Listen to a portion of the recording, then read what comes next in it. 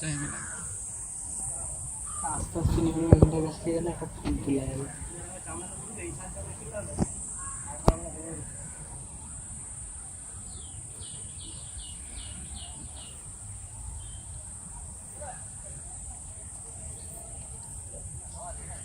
ফুলটাই নেমে গেছি, ভালো হচ্ছে না।